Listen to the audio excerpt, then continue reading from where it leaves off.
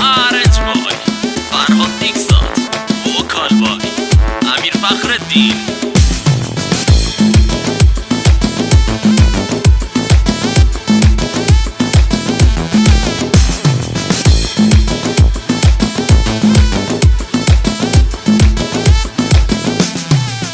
دارم عادت میکنم به حرارت نگات، نگو ناراحت میشی وقتی راحتم باهات. دارم از تو پر میشم بی بهونه با تو ام، زیر بارونای تو عاشقونه با تو ام.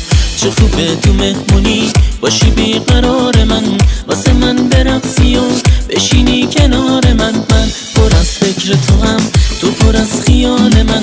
وقتی تو کنارمی دیگه خوش به حال من، دیگه خوش به حال من.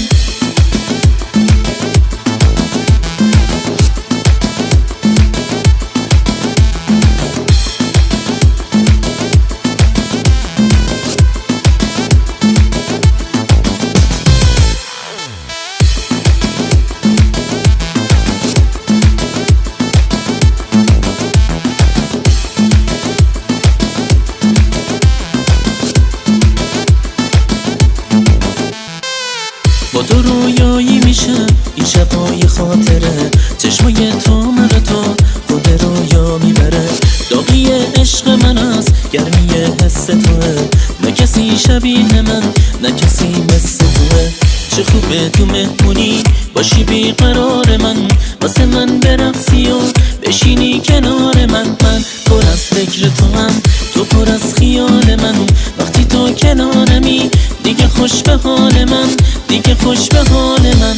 چه خوبه تو مهمونی باشی بیقرار من، واسه من برقصی و بشینی کنار من. من پر از فکر تو هم، تو پر از خیال من.